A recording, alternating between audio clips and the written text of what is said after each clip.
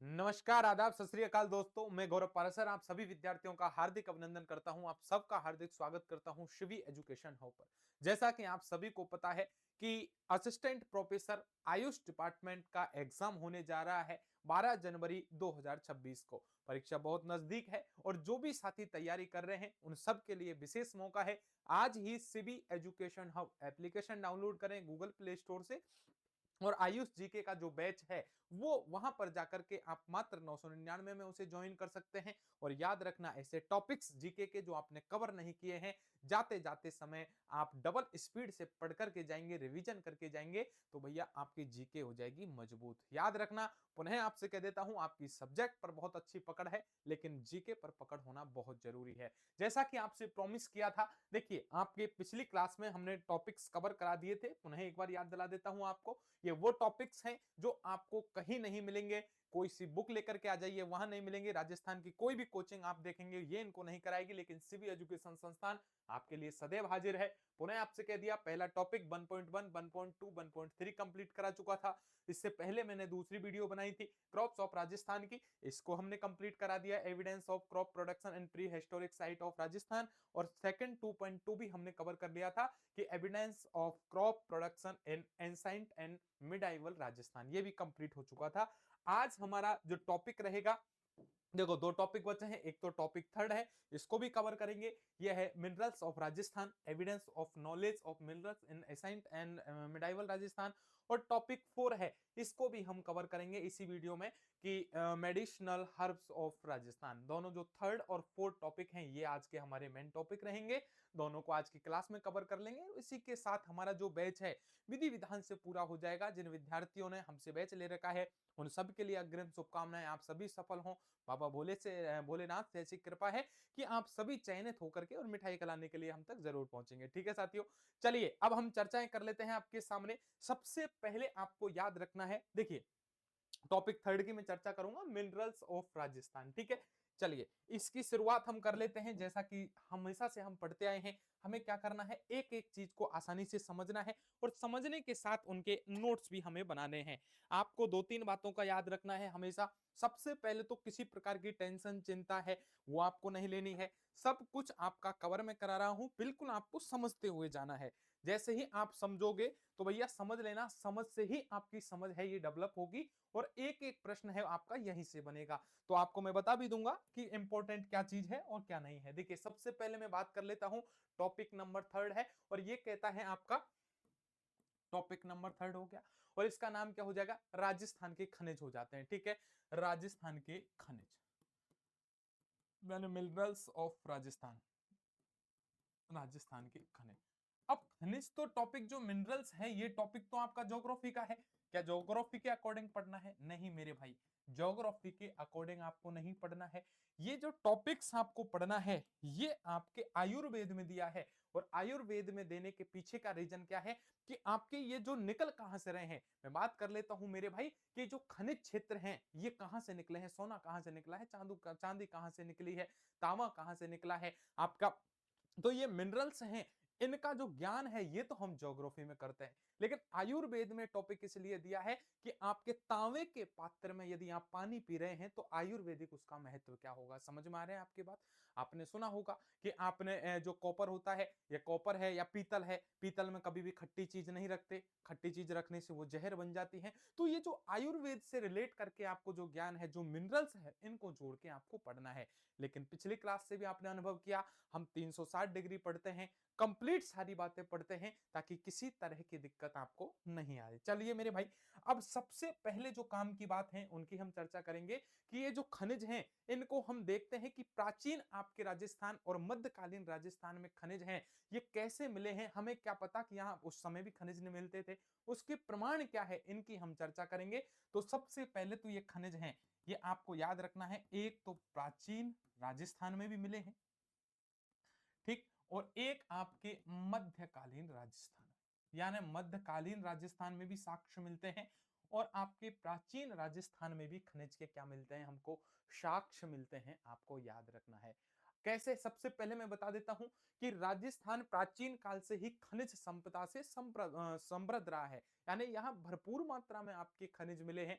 यहाँ तक कि यहाँ के जो लोग हैं, वो लोग खनिजों की पहचान कर लेते हैं। यहाँ खनिजों को खुद ही खनन कर लेते हैं, उनका शोधन कर लेते हैं और उपयोग तो कर ही लेते हैं। आपको पता है, हाल ही में अरावली का एक मुद्दा चला है और अरावली पर्वतमाला है, इसको लेकर के आपने सुना होगा कि अरावली है हमारी धीरे-धीरे नष्ट हो रही है। कौन कर रहे हैं? हम ही तो कर रहे हैं।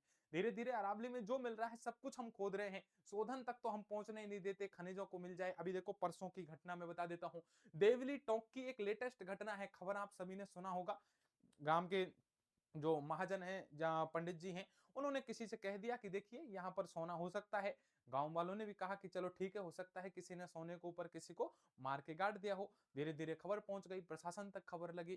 प्रशासन ने जेसीबी बुला के जैसे खुदाई करवाई, तो वहाँ बड़ी देग मिली। देग का मतलब होता है कि ऐसा बोला गया है, अभी कन्फर्म नहीं हुआ है। पुरातत्व विभाग की टीम पहुँची है। लोगों का ऐसा कहना है कि वहाँ पर आपके सोने का एक बहुत बड़ा घड़ा मिला है। देखिए, तो कहने का मतलब क्या है, राजस्थान पहले से ही समृद्ध रहा है, ये पहली घटना नहीं है। राजस्थान में आपने सुना होगा कि इंदिरा गांधी के टाइम पर आपके नाहरगढ़ से ट्रक भर-भर के सोना गया। अब ये कितनी सच्चाई है, कितनी है या नहीं, लेकिन याद रखना है जब इतनी बातें राजस्थान में बनती हैं लाखों ढेरों, तो एक दो बात सही भी है, याद रखना है आपको, ये भी मान के चलना है। तो राजस्थान में खनिजों को हमेशा समृद्ध देश माना गया है। तो ये जो ज्ञान है, ये केवल हमको न केवल आर्थिक रूप से इकोनॉमिकल हमको मजबूत बनाएगा, साथ में आपको ये भी याद रखना है कि इसके कुछ यूज भी हैं। चाहे आयुर्वेद लीजिए, चाहे रस शास्त्र लीजिए, चाहे आपका कौमार व्रत। कौमार व्रत होता है बाल चिकित्सा में जो यूज होता है, इनमें आपके इन खनिजों का हम क्या करते हैं, यूज करते हैं, आपको याद रखना है। अब प्रमाण की चर्चा करते हैं। सबसे पहले तो ये प्रमाण कहां कहां से मिले देखो, मैंने आपको सिविलाइजेशन पढ़ाई, एक बार पुनः आपका रिवीजन करवा देता हूं। तो देखिए, एक बार प्राचीन राजस्थान में खनिज, सबसे पहले मैं एक बार लिख देता हूं, प्राचीन राजस्थान में जो प्राचीन राजस्थान है, और इस राजस्थान में खनिज के प्रमाण हमें कैसे पता लगा कि प्राचीन राजस्थान में भी खनिज मिलता था, उसका प्रमाण हमें कहां से मिला है। तो इसके लिए हमने आपको सिविलाइजेशन बताई, जिसमें सबसे पहले मैंने आपको एक गणेश्वर सभ्यता बताई, गणेश्वर सिविलाइजेशन बताई, जिसके बारे में मैं आपको बता देता हूं। देखिए, गणेश्वर गणेश्वर सभ्यता, और पूरी चर्चा तो मैं आपकी पिछली वीडियो में कर चुका था। यदि वीडियो नहीं जाके देखी है तो एक बार जाके देख सकते हो मेरे भाई। पुनः यदि आपको समझ में नहीं आया है तो एक बार याद दिला देता हूं कि गणेश्वर सभ्यता है, कहां स्थित है। सबसे पहले तो मुझे बताइए, गणेश्वर सभ्यता आपकी सीकर में स्थित है। किस जिले में स्थित है? सीकर जिले में स्थित है। दूसरी बात आपको याद रखनी है, यहाँ किसके हथियार मिले हैं? एक तो तांबे के मिले हैं, और याद रखना तांबा ज्यादा मिला है। तांबा गलाने की भट्टी भी यहाँ पर से मिली है, याद रखना। तो तांबे की सबसे ज्यादा कौन सा धातु मिला है? तांबा। तो तांबे के हथियार यहां से मिले हैं, प्लस तांबे के क्या मिले हैं, यहां से औजार भी आपको देखने को मिले हैं। तो ये सब कहां मिले हैं? गणेश्वर सभ्यता से। इतना ही, तांबा गलाने की एक भट्टी भी मिली है मेरे भाई, तांबा गलाने की भट्टी, तांबा गलाने की क्या मिली है, भट्टी भी हमको यहाँ से देखने को मिली है। ठीक है, ये सब कहां से निकले हैं? गणेश्वर सभ्यता से निकले हैं मेरे भाई, याद रखना। इसका मतलब क्या निकलता है, मोरल ऑफ क्या, ये जो बताने के पीछे की कहानी क्या है भाई, इसका निष्कर्ष क्या निकला है, मोरल क्या है? मोरल यह है मेरे भाई कि यहाँ जब तांबा मिला है, तो कहीं ना कहीं तांबे का लोगों ने क्या किया है मेरे भाई, तांबे को निकाला है, धातु निष्कर्षण किया है मेरे भाई, याद रखना। तो ये टेक्निक लोगों के पास थी, यहाँ का जो धातु है, मेटल है, उसका नॉलेज यहाँ के लोगों के पास था, याद रखना। इसका निष्कर्ष यही है कि धातु से परिचित राजस्थान के जो लोग हैं, वो यहाँ के लोग, यहाँ का मतलब हो गया राजस्थान, तो यहाँ के जो लोग हैं, वो लोग क्या थे मेरे भाई, जो धातु हैं, ये धातु से परिचित थे। किस काल की मैं बात कर रहा हूं? प्राचीन राजस्थान की बात कर रहा हूं। प्रमाण कहां से मिला है? गणेश्वर सभ्यता से, कि गणेश्वर सभ्यता में यदि तांबे के औजार बना दिए लोगों ने, तो कहीं ना कहीं क्या है, वो हमारे धातु से क्या थे, प्रचलित थे। चलिए ठीक है, दूसरा उदाहरण दे दीजिए कि प्राचीन काल में यहाँ के लोग धातु से परिचित थे। तो चलिए, आहड़ बनास संस्कृति की तरफ, बता चुका हूं पिछली क्लास में, लेकिन फिर चलिए, आहड़ बनास संस्कृति, और मैंने बताया आहड़ बनास जो संस्कृति है, ये आप कह सकते हैं कि उदयपुर के आसपास ये जो सभ्यता है, ये आपकी विकसित हुई। तो लिख लीजिए उदयपुर। अब इसमें आपको कौन कौन सी बातें याद रखनी है? सबसे पहले ये याद रखना है, देखो, इस संस्कृति में सबसे पहले आपको किन बातों का ध्यान रखना है? तो देखो, आपको याद रखना है मेरे भाई, यहां एक तो तांबे के और एक कांस्य के बर्तन आपके मिले हैं। तांबे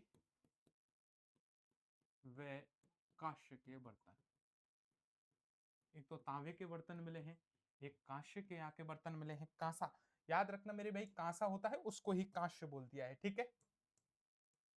देखो, Cu प्लस Zn याद रखना, और एक होता है Cu प्लस Sn। देखो, जो कांसा होता है हमारा, याद रखना, कॉपर और जिंक को जब मिला देते हैं तो दोनों से मिलता है एक कांसा। चलिए ठीक है, ये कांसे के बर्तन हो गए। अब इसके बाद आपको याद रखना है धातु ढलाई, यानी कास्टिंग जिसे बोलते हैं, वो टेक्निक यहां पर विकसित हो चुकी थी। यानी धातु ढलाई, यानी धातु को ढालना जिसे बोलते हैं धातु ढलाई। और धातु ढलाई को क्या बोलते हैं मेरे भाई? कास्टिंग बोला जाता है। कास्टिंग, यानी यहाँ के लोग कास्टिंग से भी परिचित थे मेरे भाई, याद रखना कि तकनीक तकनीक विकसित हुई। यानी यहाँ के लोगों ने क्या किया? कास्टिंग करना शुरू कर दिया था। इसका मतलब ये हमें ये सभ्यता ये बताती है कि प्राचीन काल में भी राजस्थान में उदयपुर के आसपास तांबे के और कांसे के बर्तन मिले, और न केवल बर्तन मिले, यहाँ के लोग हैं ये धातु ढलाई यानी आपके कास्टिंग से भी क्या हुए? परिचित हुए। चलो ठीक है, और एग्जाम्पल दे सकते हो क्या सर कि प्राचीन यहाँ काल में आपके धातु से परिचित थे लोग? बिल्कुल मेरे भाई, कालीबंगा की तरफ चलिए। कालीबंगा, मुझे बताओ कालीबंगा सभ्यता है कहाँ स्थित है? राजस्थान में एक जिला है, हनुमान जी के नाम पर है, जिनका नाम क्या है? हनुमानगढ़। हनुमानगढ़, ठीक है, ये हनुमानगढ़ हो गया।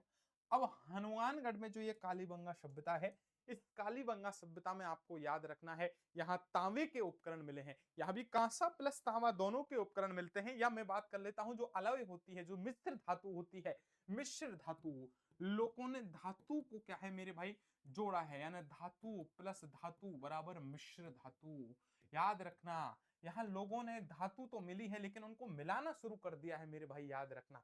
यानी आपके मिश्र धातु का ज्ञान हो चुका है, मिश्र धातु का प्रयोग करने लगे हैं। इसका मतलब यहाँ के लोगों ने धातुओं से परिचित तो हो गए, अब इन्होंने प्रयोग करना शुरू कर दिया कि एक काम कीजिए, Cu प्लस Zn को मिलाइए, Cu प्लस Sn को मिलाइए। आप देखिए, यदि लोहे में तांबे को मिलाया जाए, यदि हमने प्रयोग करना है कि सिल्वर के साथ यदि लोहे को मिला दिया जाए, सिल्वर के साथ स्टील को मिला दिया जाए तो क्या बनता है? और इन्होंने ये निष्कर्ष निकाला कि यदि मिश्र धातु का प्रयोग किया जाए तो जो मेटल होता है, जो हमारा उपकरण है, वो और भी ज्यादा मजबूत हो जाता है। इसका मतलब कालीबंगा सभ्यता में भी लोग किससे परिचित हो गए?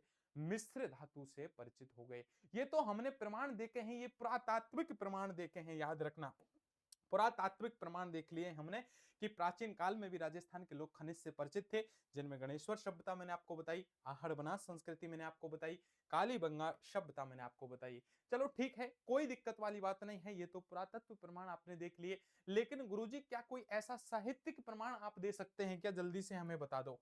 क्या किसी साहित्य में भी उल्लेख मिलता है क्या कि राजस्थान में पहले हमारे खनिज मिलते थे? तो बिल्कुल मेरे भाई, सबसे पहले साहित्यिक प्रमाण की तरफ चलते हैं। देखिए, साहित्यिक प्रमाण भी है क्या हमारे पास कि राजस्थान में खनिज थे? इसके साहित्यिक प्रमाण की तरफ चलते हैं। चलिए मेरे भाई, साहित्यिक प्रमाण में आपको क्या याद रखना है? साहित्यिक प्रमाण में सबसे पहले आपको याद रखना है वैदिक ग्रंथ की मैं चर्चा कर लेता हूं। वैदिक ग्रंथ, ठीक, ये रहा वैदिक ग्रंथ। ऐसा कौन सा हमारा वैदिक ग्रंथ है मेरे भाई जिसमें हमारे राजस्थान में खनिज होते थे, इससे संबंध मिलता है? तो याद रखना, ऋग्वेद है। ऋग्वेद का नाम सुना है आपने? राजस्थान आपने सुना होगा, वेद हमारे चार हैं, और चार वेदों में से एक वेद है जिसका नाम है ऋग्वेद। ऋग्वेद में याद रखना एक अयस शब्द का प्रयोग हुआ है, अयस, और अयस का अर्थ होता है धातु।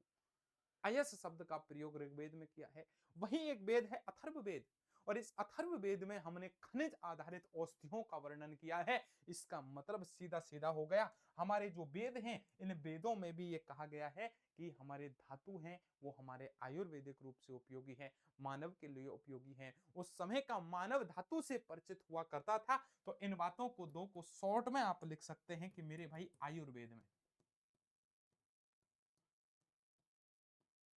आयुर्वेद में तो क्या हो रहा है? आयुर्वेद में आपको याद रखना है अयस धातु का उल्लेख मिलता है। अयस, और अयस का मतलब होता है खुद ही धातु। तो अयस का क्या मिला है हमें? एक तो उल्लेख मिला है। बहुत बढ़िया मेरे भाई, एक वेद का ये मिला, हमें उल्लेख मिल गया।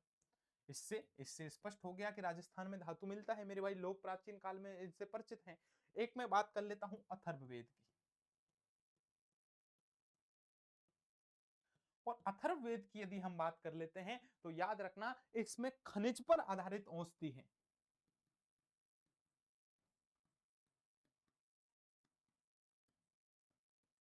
खनिज आधारित आपकी जो औषधियां हैं, इन औषधियों का क्या मिलता है? वर्णन आपको देखने को मिलेगा।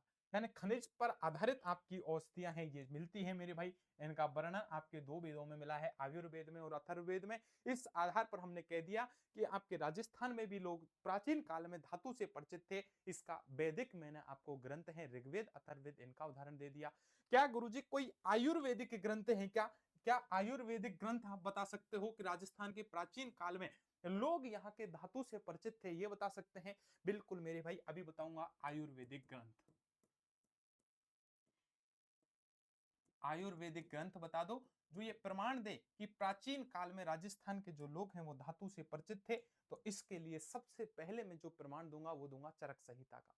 चरक संहिता में आपको याद रखना है स्वर्ण का, रजत का, गंधक का औषधीय प्रयोग बताया गया है कि स्वर्ण है इसका प्रयोग औषधि के रूप में कैसे किया जाए, रजत का प्रयोग, चांदी का जो प्रयोग है औषधीय रूप में कैसे किया जाए, और गंधक का प्रयोग औषधीय रूप से कैसे किया जाए। इतना ही नहीं, सुश्रुत संहिता की मैं बात कर लेता हूं। इस सुश्रुत संहिता में तो आपके धातु और उपधातु का विस्तृत वर्णन किया गया है। और इतना ही नहीं, खनिज चिकित्सा के जो प्राचीन ज्ञान है उसका भी उल्लेख आपका सुश्रुत संहिता में मिलता है। तो चलिए आपके आयुर्वेदिक ग्रंथ में भी सबसे पहले मैं लिख लेता हूं चरक संहिता। चरक संहिता। और इस चरक संहिता में किसका उल्लेख मिलता है इसकी भी मैं चर्चा कर लेता हूं कि चरक संहिता में एक तो आपका उल्लेख मिला है स्वर्ण का, स्वर्ण का, रजत का, स्वर्ण का, रजत का, गंधक का, गंधक का क्या मिला है हमें? औषधीय प्रयोग मिला है, औषधीय प्रयोग। ठीक है, बहुत बढ़िया। दूसरे नंबर पर हम क्या कोई ऐसा आयुर्वेदिक ग्रंथ और है जिसमें हम बता सकें कि प्राचीन काल में हमारे यहाँ के लोग हैं वो मेटल से परिचित थे, धातु से परिचित थे? तो उसका उदाहरण हो जाएगा सुश्रुत संहिता। सुश्रुत संहिता। और इस सुश्रुत संहिता में आपको याद रखना है कि धातु और उपधातु का विस्तृत वर्णन मिलता है। धातु प्लस उपधातु का विस्तृत हमें क्या मिला है मेरे भाई? वर्णन यहां से मिलता है। इतना ही नहीं, खनिज चिकित्सा के प्राचीन ज्ञान की पुष्टि होती है। खनिज चिकित्सा, इसका मतलब क्या हो गया कि प्राचीन काल में जी जो लोग थे वो खनिज के द्वारा क्या करते थे? चिकित्सा पद्धति से क्या थे? परिचित थे मेरे भाई। इस प्रकार से हमें ये उदाहरण देखने को मिले हैं। सबसे पहले प्राचीन काल में हमने देखा कि क्या ऐसे कोई पुरातात्विक हमारे स्रोत हैं जो ये दे सके कि राजस्थान के लोग प्राचीन काल में हमारे मेटल से परिचित हैं, धातु से परिचित हैं। तो उदाहरण दिया हमने गणेश्वर सभ्यता में, देखो तांबे के हथियार मिले हैं, तांबे के औजार प्रयोग कर रहे हैं राजस्थान के निवासी। इसका मतलब प्राचीन काल में तांबे से परिचित हैं। इसके बाद मैंने आपको बताया आहड़ बनास संस्कृति, यहाँ तांबे कांसे से परिचित हैं, यहाँ कास्टिंग से लोग परिचित हैं, धातु ढलाई से। इसका मतलब टेक्निक भी जान रहे हैं, बिल्कुल परिचित हैं। कालीबंगा, हनुमानगढ़, यहाँ मिश्र धातु, धातु प्लस धातु आपके याद रखना, मिश्र धातु का प्रयोग करने लगे हैं मेरे भाई। चलो ठीक है। क्या साहित्यिक प्रमाण मिला है राजस्थान के लोग प्राचीन काल में धातु से परिचित थे? तो वैदिक ग्रंथ हमने देखे, आयुर्वेद में हम अयस का प्रयोग मिला है, अथर्ववेद में हम खनिज आधारित औषधियों का वर्णन मिला है।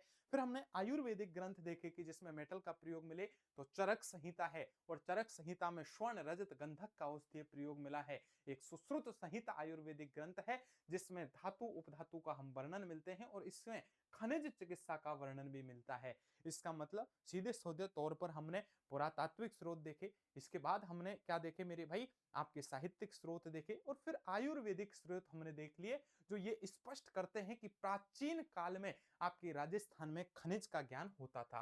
तो चलिए, प्राचीन काल में आपने स्पष्ट कर दिया, अब गुरुजी स्पष्ट कर दीजिए कि आपके मध्यकालीन राजस्थान में खनिज ज्ञान के प्रमाण मिलते हैं क्या? बिल्कुल मेरे भाई, तो लिख लीजिए मध्यकालीन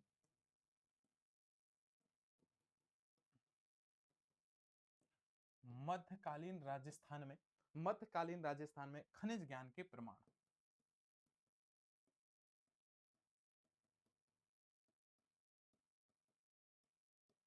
मध्यकालीन राजस्थान में जो खनिज ज्ञान है, इसके प्रमाण की मैं चर्चा कर देता हूं। ठीक है भाई, सबसे पहले आपको याद रखना है मेरे भाई, आपको याद रखना है कि हम सबसे पहले मध्यकालीन राजस्थान में सबसे पहले तो यह चर्चा करेंगे कि राजस्थान में किस क्षेत्र से खनिज निकला है, क्योंकि ज्यादातर जो खनिजों का पता लगा है ये हमने मध्यकालीन राजस्थान में ही पता लगाया है कि तांबा कहां से निकला, सीसा जस्ता कहां से निकला, सोना चांदी, ये नॉर्मल जो ज्योग्राफी में पढ़ते हैं एक बार तो उनकी चर्चा करेंगे कि प्रमुख खनिज और खनिज क्षेत्र कौन कौन से हैं। सबसे पहले हम चर्चा किसकी करेंगे इसमें, प्रमुख खनिज व खनिज क्षेत्र। प्रमुख खनिज व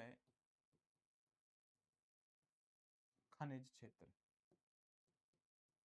ठीक, यानी कौन कौन से राजस्थान में प्रमुख खनिज हैं और उन खनिजों का खनिज क्षेत्र कौन कौन सा है, ये आपको सबसे पहले याद रखना है। ठीक है मेरे भाई, चलिए याद रख लेते हैं, एक तरफ खनिज लिख देते हैं, एक तरफ क्षेत्र लिख देते हैं, एक तरफ उनका उपयोग लिख देते हैं। तो एक तरफ तो मैं लिख देता हूं खनिज, कौन सा खनिज है, किस क्षेत्र से निकला है, और इसका उपयोग हम किस में करते हैं, ये आपको सारणी याद रखनी है। हो सकता है यहां से आपका सीधा सीधा प्रश्न बन ही जाए। तो चलिए सबसे पहले मैं लिख देता हूं एक खनिज है जिसका नाम है तांबा। कौन सा खनिज है, तांबा। अब इस तांबे का जो क्षेत्र है कहां से मिलता है, राजस्थान में सबसे ज्यादा जो आपका तांबा निकलता है वो निकलता है खेतड़ी झुंझुनू में। याद रखना, राजस्थान में सबसे ज्यादा मात्रा में आपका तांबा निकलता है खेतड़ी झुंझुनू से निकलता है। गुरुजी तांबे का प्रयोग किसमें होता है, देखो तांबे का एक तो हथियार बनाने में प्रयोग होता था मध्यकालीन राजस्थान में, और एक इसके सिक्के बनाए जाते थे मध्यकालीन राजस्थान में। तांबे के सिक्के प्रचलित थे, जिसका मतलब ये हमारा तांबा है, इसका भी यूज होता था। दूसरे नंबर पर सीसा जस्ता की मैं बात कर लेता हूं, सीसा जस्ता, सीसा जस्ता हो गया। अब इस सीसा जस्ता कहां से निकलता है, देखो सीसा हमारा वहीं से निकलता है जहां से चांदी निकलती है। इसका मतलब कभी मुक्त रूप से सीसा जस्ता निकलता नहीं है, जहां जहां चांदी निकलेगी उसके साथ में ही ये सीसा जस्ता निकलेगा, याद रखना। इसलिए आप जब भी देखोगे कि यहां से चांदी निकल रही है तो साथ में सीसा जस्ता निकलेगा, यानी तीनों मिश्रण में निकलते हैं। इनको परिष्कृत करके अलग किया जाएगा कि ये सीसा जस्ता है और ये चांदी है। इसलिए चांदी की राजस्थान में सबसे बड़ी खान है जाबर उदयपुर में, और यहीं से आपका सबसे ज्यादा क्या निकलता है, आपका सीसा जस्ता निकलता है। किसका, अलॉय के रूप में, यानी मिश्र धातु जो आपकी होती है वो मिश्र धातु बनाने में सबसे ज्यादा किसका प्रयोग किया जाएगा, इसका प्रयोग किया जाएगा सीसा जस्ता का। चलिए सोने की बात कर लेता हूं कि गुरुजी सोना, सोना कहां से निकलता है, याद रखना गोल्ड। गोल्ड में आपको याद रखना है मेरे भाई, दक्षिणी राजस्थान में सबसे पहले है बांसवाड़ा। कौन सा है, बांसवाड़ा। और बांसवाड़ा जिले के बाद एक है पास में ही जिला है जिसका नाम है डूंगरपुर। डूंगरपुर बांसवाड़ा जिले में राजस्थान में सबसे ज्यादा किसका खनन किया जाएगा, सोने का खनन किया जाता है।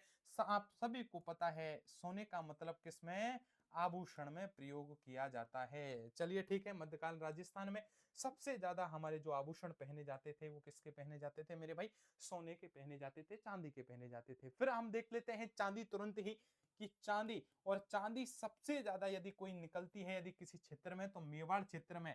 आपसे पूछ लिया जाए कि राजस्थान में सबसे ज्यादा जो आपकी चांदी पहनती है वो कौन पहनते हैं मेरे भाई, वो याद रखना आदिवासियों के द्वारा चांदी पहनी जाती है। और मेवाड़ क्षेत्र में सबसे ज्यादा जो लोग हैं वो चांदी है उसका आभूषण बनाने में प्रयोग करते हैं। लेकिन मध्यकाल राजस्थान में, मध्यकालीन राजस्थान में मुद्राएं बनाई जाती थी चांदी से, याद रखना मेरे भाई। इसके बाद याद रखो तो रख लेना, एक आपको नमक याद रख लेना है। नमक आप सभी को पता है, सांबर झील का नाम आपने सुना होगा, थोड़ा अभी सांबर फेस्टिवल लगा है 2-4 दिन पहले ही। यहाँ सामर क्षेत्र से आपका क्या है, नमक है मेरे भाई, ये सर्वाधिक निकलता है। नमक का उपयोग किस में होता है, व्यापार किया जाता है। नमक से यहाँ व्यापार में प्रयोग किया जाएगा। यदि कोई औषधि हो गई तो औषधि में भी हम किसका प्रयोग कर लेते हैं, नमक का प्रयोग कर लेते हैं। एक और है मेरे भाई संगमरमर, लिख लेना। संगमरमर जो होता है ये मकराना से निकलता है और इसका प्रयोग हम मंदिरों में करते हैं, प्राय मूर्तियों में इसका प्रयोग किया जाता है। इतनी बात समझ में आ गई क्या? चलिए ठीक है, कोई दिक्कत वाली बात नहीं है। अब गुरुजी आप एक और, चलो इसको लिख ही देता हूं मैं एक बार, संगमरमर लिख दीजिए। संगमरमर कहां से निकला है, मकराना, और मकराना के बाद इसका प्रयोग औषधि में, मंदिर में इसका क्या किया जाएगा, प्रयोग किया जाएगा। अच्छा, वैसे संगमरमर का प्रयोग ज्यादातर हम मंदिर में ही करते हैं, औषधि में कभी नहीं करें, तो स्थापत्य से लिख देंगे मेरे भाई। स्थापत्य का मतलब मकान बनाने में, बिल्डिंग बनाने में या मंदिर बनाने में इसका प्रयोग किया जाएगा। अब आपको याद रखना है मेरे भाई, सबसे पहले इसी का उदाहरण देख लीजिए। चलो सर, संगमरमर का प्रयोग है ये कैसे करते हैं, देखो आपने देखा होगा दिलवाड़ा के जैन मंदिर, और जो दिलवाड़ा के जैन मंदिर हैं इनमें जो संगमरमर का प्रयोग हुआ है वो मकराना का ही संगमरमर है, आपको याद रखना। इतना ही नहीं, राजस्थान में बहुत सारे ऐसे मंदिर हैं जहां पर चूने पत्थर का प्रयोग हुआ है, बलुआ पत्थर का प्रयोग हुआ है, सारे किले हैं, सारे दुर्ग हैं, वहां चूना पत्थर का प्रयोग किया है। इसका मतलब आपको सीधा सीधा याद रखना है कि मध्यकालीन में ही तो सबसे ज्यादा दुर्ग किले बने हैं राजस्थान में, और इसी समय यहाँ के लोग जब चूने से बना रहे हैं, चूने पत्थर का प्रयोग कर रहे हैं, बलुआ पत्थर का प्रयोग कर रहे हैं, तो ये भी तो खनिज है। इसका मतलब यहाँ के लोग मध्यकालीन राजस्थान में भी खनिजों के शोधन से संबंधित ज्ञान रखते हैं, इन खनिजों का उपयोग करने का ज्ञान रखते हैं। बस यही मैं आपको समझाना चाह रहा था कि मध्यकालीन राजस्थान में, प्राचीन राजस्थान में जो लोग हैं वो खनिजों से परिचित हैं, आपको याद रखना है। इतनी बात समझ में आ गई क्या? इतनी बात समझ में आ गई है तो अब हम बात कर लेते हैं कि आयुर्वेद एवं रस शास्त्र में खनिज का उपयोग है वो कैसा है। बहुत बढ़िया मेरे भाई, यही आपको याद रखना है। अभी तक हमने लिंक किया, लेकिन प्रश्न आपका बनेगा तो यहां से बनने का पूरे चांस है। लिखिए आयुर्वेद, आपको याद रखना है आयुर्वेद एवं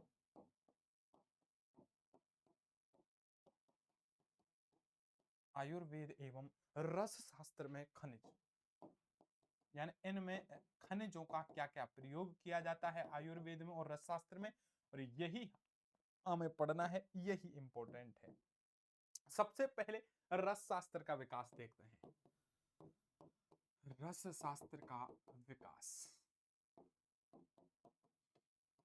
बोर नहीं होना है, परेशान नहीं होना है, आपकी परीक्षाएं बड़ी नजदीक हैं, पूरी वीडियो ध्यान से सुनना है, एक प्रश्न आपका सीधा सीधा आपका बन जाएगा। देखिए सबसे पहले मैं बात कर लेता हूं आचार्य नागार्जुन की, और आचार्य नागार्जुन ने पारद यानी जो मरकरी होती है इस विज्ञान का विकास किया, जिसमें पारद, गंधक, अब्रक, लोह भस्म का प्रयोग मिलता है। तो आचार्य नागार्जुन की मैं बात कर लेता हूं। आचार्य नागार्जुन, ठीक।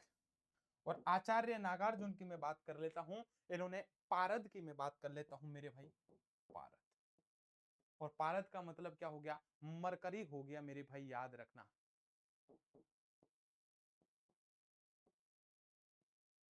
मरकरी, पारद का प्रयोग हो गया मेरे भाई, याद रखना, पारद का प्रयोग, पारद का प्रयोग हो गया, पारद का हो गया, या कह सकते हैं पारद विज्ञान का विकास हो गया, एक ही बात है, पारद विज्ञान का विकास, ठीक। इसके साथ साथ, पारद के साथ साथ, मरकरी के साथ साथ आपको और एक बात याद रखनी है, इनके अलावा इन्होंने गंधक का, गंधक का, गंधक के साथ साथ आपको याद रखना है अभ्रक का, अभ्रक के साथ में भी आपको याद रखना है लोह भस्म का।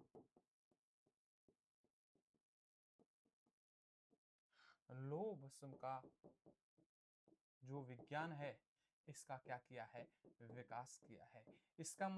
इसका मतलब है मेरे भाई कि आचार्य नागार्जुन में इनके द्वारा पारद विज्ञान का विकास किया गया, गंधक, अभ्रक, लौह भस्म का भी प्रयोग इनके द्वारा किया गया। ये रस शास्त्र का विकास है और रस शास्त्र में भी आप देख रहे हैं मेरे भाई, यहाँ औषधीय आपके मिनरल्स हैं, इनका प्रयोग किया जा रहा है। चलिए ठीक है, ये आपने देख लिया। दूसरे तरीके से हम देख लेते हैं, नंबर पर हम देख लेते हैं मेरे भाई, 6 नंबर पर हम देख लेते हैं। और यहां आपको याद रखना है कौमार भृत्य।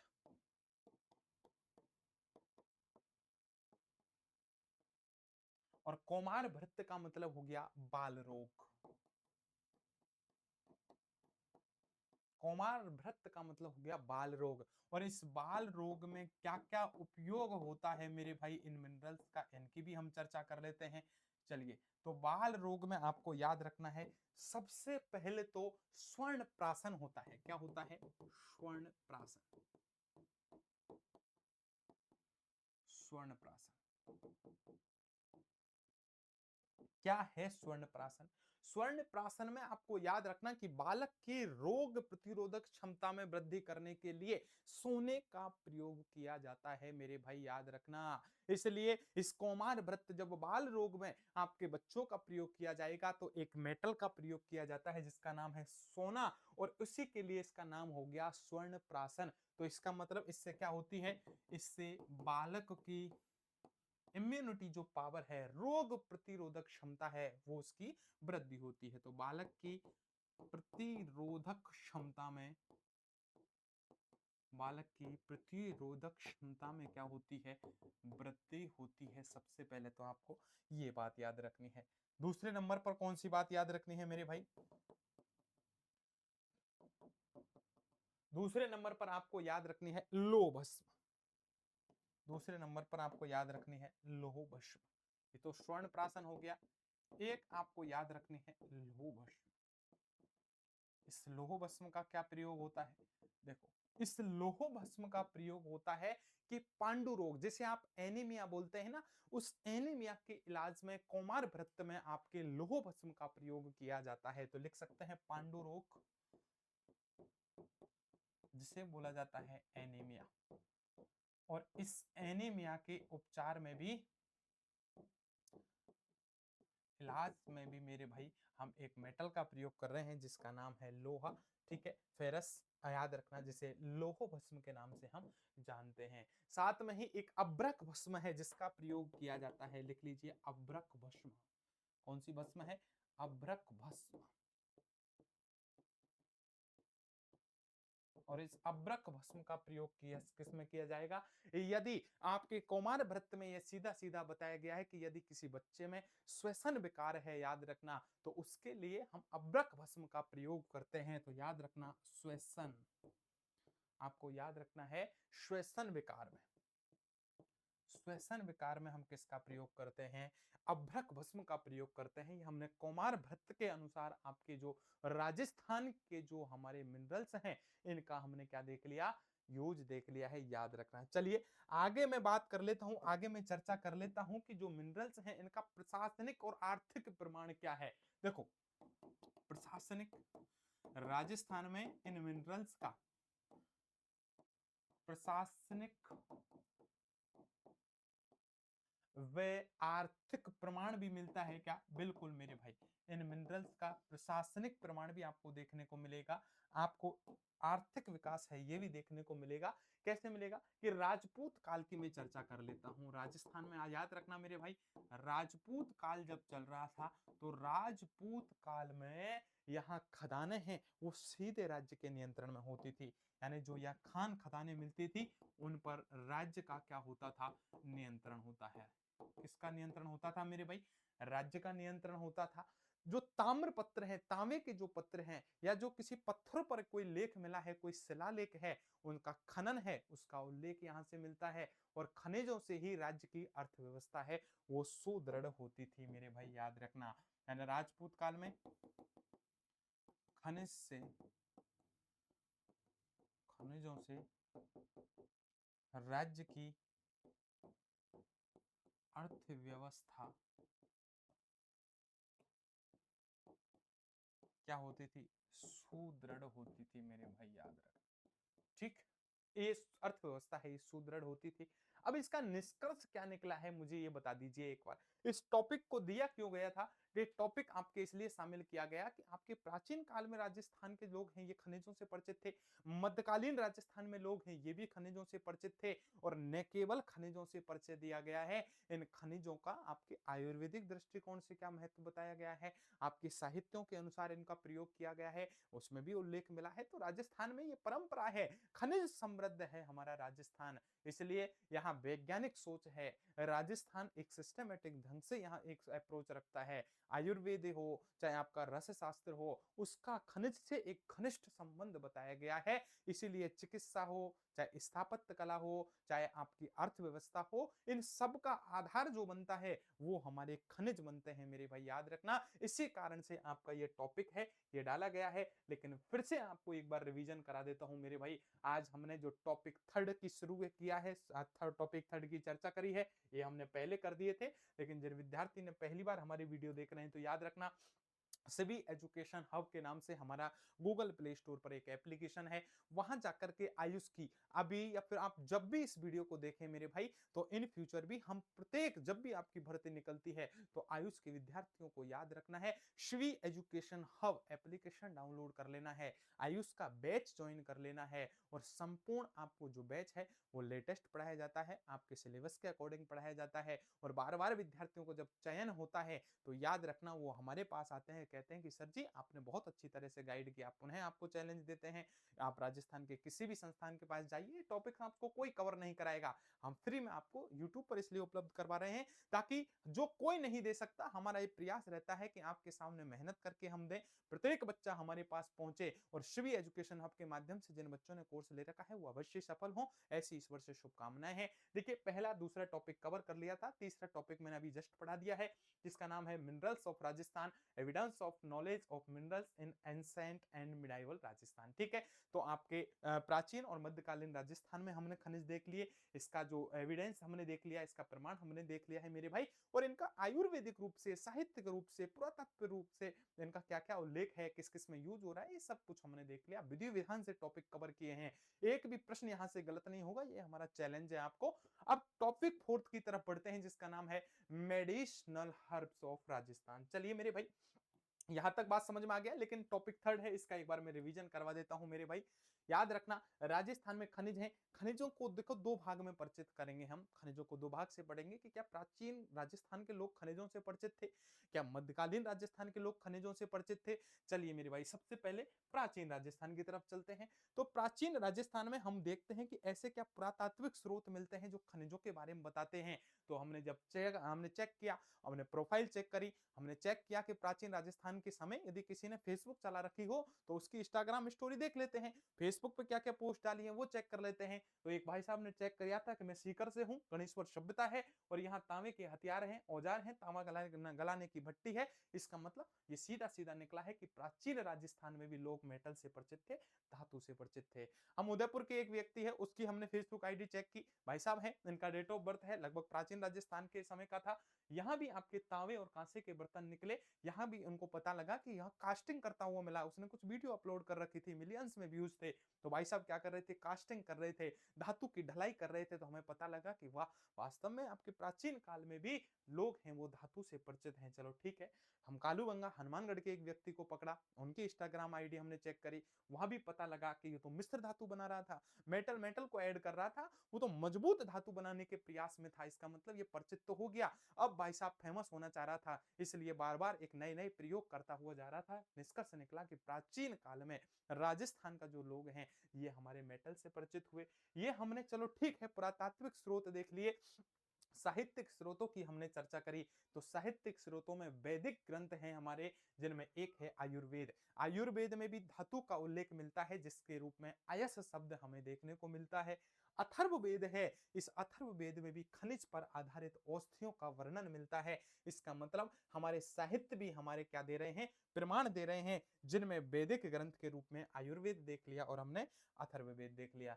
क्या कोई आयुर्वेदिक ग्रंथ है जो हमारे उस समय के प्राचीन काल के लोग हैं वो धातु से परिचित हैं इसका प्रमाण देते हैं? तो बिल्कुल चरक संहिता है, इसमें स्वर्ण, रजत, गंधक का औषधीय प्रयोग बताया गया है। और सुश्रुत संहिता में धातु उपधातु का विस्तृत वर्णन मिलता है, खनिज चिकित्सा का वर्णन हमको देखने को मिलता है। तो हमने प्राचीन राजस्थान की बात कर ली, फिर आते हैं हम मध्यकालीन राजस्थान में। क्या मध्यकालीन राजस्थान में भी लोग खनिज से परिचित हैं? तो बिल्कुल मेरे भाई, मध्यकालीन राजस्थान में ही ज्यादातर खनिजों की खोज हुई। किस क्षेत्र से खनिज निकले इनकी मैंने चर्चा करी कि आपके तांबा खेतड़ी झुंझुनू से निकला है। मध्यकालीन राजस्थान में हथियार बनाए जाते थे, तांबे से सिक्के बनाए जाते थे। सीसा दस्ता जावर उदयपुर से निकला और मध्यकालीन राजस्थान में इसे मिश्र धातु के रूप में प्रयोग किया गया। सोना बांसवाड़ा डूंगरपुर से निकलता है वर्तमान में और इसका प्रयोग आभूषण के रूप में होता है। चांदी है मेवाड़ क्षेत्र से निकलती है, मुद्रा के रूप में प्रयोग होता था मध्यकालीन राजस्थान में। नमक शावर क्षेत्र से निकलता है, व्यापार औषधीय रूप से उपयोग होता है। और संगमरमर है मकराना क्षेत्र से निकलता है, स्थापत्य कला में, दुर्ग बनाने में, मस्जिद बनाने में, मंदिर बनाने में हम किसका प्रयोग करते हैं, संगमरमर का प्रयोग करते हैं। चलो ठीक है, मध्यकालीन राजस्थान में आपका कहां से खनिज निकला ये भी देख लिया। इसके बाद आपके क्या आयुर्वेद और रसशास्त्र में खनिज का प्रयोग है, इसका विकास कैसे हुआ? तो सबसे पहले रसशास्त्र का विकास हमने देखा कि आचार्य नागार्जुन के द्वारा जो मरकरी है, जो पारद विज्ञान है, इसका विकास किया गया। गंधक, अब्रक, लोह भस्म का विज्ञान है, इसका विकास किया गया। ठीक है, दूसरा कौमार भृत्य है बाल रोग, इस बाल रोग में भी आपके धातुओं का प्रयोग किया जाता है, जिसमें स्वर्ण प्राशन यानी बालक की प्रतिरोधक क्षमता, इम्यूनिटी पावर को बढ़ाने के लिए हम स्वर्ण प्राशन का प्रयोग करते हैं। याद रखना, लोह भस्म होता है मेरे भाई, इस लोह भस्म का जो प्रयोग होता है, ये लोह भस्म पांडु रोग जैसे एनीमिया के रूप में आपसे जानते हैं, इस एनीमिया के इलाज में प्रयोग किया जाता था। और जो अब्रक भस्म है, इसका प्रयोग है वो श्वसन विकार में किया जाता है, यानी जो आपका एक बालक होता है, उस बालक के श्वसन से संबंधित विकार को दूर करने के लिए अब्रक भस्म का हम प्रयोग करते हैं। इसका मतलब, और हमने ये भी देख लिया कि मध्यकालीन राजस्थान में जो राज्य के नियंत्रण है उसमें आपको याद रखना राजपूत काल है, इसमें आपकी जो खान है, खदान है, इन पर राज्य का नियंत्रण होता था और राज्य की जो अर्थव्यवस्था है, जो इकोनॉमी है, ये डिपेंड होती थी आपके मिनरल्स के ऊपर। तो विधि विधान से निष्कर्ष निकला, राजस्थान है ये मध्यकालीन राजस्थान हो चाहे प्राचीन राजस्थान हो, खनिजों से समृद्ध था, खनिजों से परिचित था और आयुर्वेदिक रूप से भी हमारा क्या था मेरे भाई, इसका उपयोग किया जाता था। ठीक है, इतनी बातें निष्कर्ष के रूप में निकल गई। तो नेक्स्ट हमारा जो टॉपिक है, फोर्थ टॉपिक है, उसकी तरफ हम बढ़ते हैं। और टॉपिक की तरफ बढ़ते हैं, एक बार फोर्थ टॉपिक में बता देता हूं मेरे भाई कौन सा है। थर्ड टॉपिक भी हमने विधि विधान से कवर कर लिया, अब हम फोर्थ टॉपिक की तरफ बढ़ते हैं जिसका नाम क्या है, मेडिसिनल हर्ब्स ऑफ राजस्थान मेरे भाई, यानी राजस्थान के औषधीय जड़ी बूटियां, ये हमारा टॉपिक रहेगा, टॉपिक नंबर 4। चलिए, इसकी पीडीएफ कहां मिलेगी सर जी? इसकी जो पीडीएफ है आपको याद रखनी है मेरे भाई, सबसे पहले ये नंबर याद रखना 7014495956 पर। यदि कोई दिक्कत है तो कॉल, व्हाट्सएप मैसेज आप हमें कर सकते हैं, अपनी समस्या बता सकते हैं। सिवी एजुकेशन हब के नाम से गूगल प्ले स्टोर पर एप्लीकेशन है, वहां से एप्लीकेशन डाउनलोड कर सकते हैं और आयुष जी के बैच आप ज्वाइन कर सकते हैं। इतना ही नहीं, ये आपको याद रखना है, सिवी एजुकेशन हब के नाम से ही हमारा टेलीग्राम चैनल है, टेलीग्राम पर हमें फॉलो कर सकते हैं, वहां आपको ये सारी पीडीएफ मिल जाएंगी। इतना ही नहीं, आपको सिवी एजुकेशन हब के नाम से हमारा एक वेबसाइट भी आपको मिल जाएगी। तो सब कुछ हमारा आपको उपलब्ध होगा सिवी एजुकेशन हब के नाम से। आराम से पढ़ते जाइए, मस्ती के साथ पढ़ते जाइए। क्लास अच्छी लग रही है तो क्लास को लाइक कर देना, दोस्तों तक शेयर कर देना, और जब भी कभी आयुष की भर्ती निकलेगी इन फ्यूचर भी मेरे भाई, तो सबसे पहले हम आपके सामने खड़े रहेंगे। ठीक है, तो टॉपिक नंबर 4 की मैं चर्चा कर लेता हूं। टॉपिक 4 याद रखना, आपको पुनः आपसे बता देते हैं, ये टॉपिक आपको कहीं नहीं मिलेंगे, इसलिए आपको आराम से पढ़ने हैं, मस्ती के साथ पढ़ने हैं। यूट्यूब से डालने के पीछे का उद्देश्य यही है कि जो कहीं आपको नहीं मिले वो हम आपको निःशुल्क प्रोवाइड करवाएंगे। और लेकिन आपको ढंग से यदि पढ़ना है, आपको लगातार मेहनत करना है, अब की बार हो सकता है कुछ बच्चों का चयन नहीं हो, लेकिन जब भी हमें इन फ्यूचर देखें तो मेरे भाई याद रखना, हमारा बैच ज्वाइन कर लेना, बहुत सस्ते में आपको देते हैं, लेकिन याद रखना क्वालिटी के साथ आपको ये कोर्स प्रोवाइड करवाया जाता है, आराम से आपको पढ़ाया जाता है। आप देख रहे होंगे एक एक चीज को लिंक करके पढ़ाया जाएगा, तो आपको बेहतरीन टीम से हम जो टीचिंग करवाते हैं, आपको मस्ती के साथ पढ़ाते हैं, पूरा सिलेबस आपको करवाते हैं एग्जाम से पहले। इसलिए आपको चयन लेना है तो शिवी एजुकेशन हब एप्लीकेशन से कोर्स ज्वाइन करके पहले ही तैयारी शुरू कर देना। चलिए मेरे भाई, राजस्थान में औषधीय जड़ी बूटियां। राजस्थान में औषधीय जड़ी बूटियां, ठीक, ये हमारा टॉपिक है। टॉपिक नंबर 4 हो चुका है, ये हमने शुरू कर दिया है। इसका मतलब मेडिसिनल हर्ब्स ऑफ राजस्थान। अब सबसे पहले आपको याद रखना है कि राजस्थान है, यह राजस्थान में मैंने आपको बताया कि राजस्थान की भौगोलिक परिस्थिति कुछ इस तरह से बताई गई है कि राजस्थान में मरुस्थल भी आपको देखने को मिलेगा, राजस्थान में अरावली पर्वतमाला आपको देखने को मिलेगी, राजस्थान में जो वन क्षेत्र है उस वन क्षेत्र में आपको औषधीय पादप हैं, ये भी भारी मात्रा में मिलते हैं। इसलिए मेरे भाई, यहाँ की जो जड़ी बूटियां हैं वो आयुर्वेदिक रूप से, यूनानी एवं लोक चिकित्सा में प्राचीन काल से ही प्रयोग में ली जा रही है। मैं बात कर लेता हूं, अभी मैंने कौमार भृत्य की चर्चा करी थोड़ी देर पहले, जिसे आप बोलते हैं बाल रोग। तो कौमार भृत्य में भी इन औषधियों का विशेष महत्व बताया है, जो आप धीरे धीरे आगे देखने वाले हैं। तो सबसे पहले तो मैं आपको बताऊंगा कि राजस्थान में प्रमुख औषधीय पौधे कौन कौन से हैं और उनका उपयोग क्या होता है। ठीक है मेरे भाई, तो आपको याद रखना है, आपको याद रखना है राजस्थान में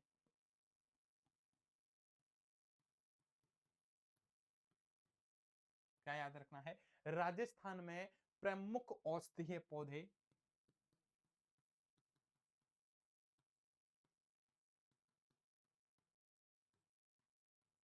व उनका प्रयोग जहां जहां होता है उसकी हम चर्चा करेंगे। यानी राजस्थान में प्रमुख औषधीय पौधे कौन कौन से हैं और इनका प्रयोग कहां कहां होता है, ये आपको याद रखना है। ठीक है मेरे भाई, तो सबसे पहले मैं आपके सामने लिख देता हूं।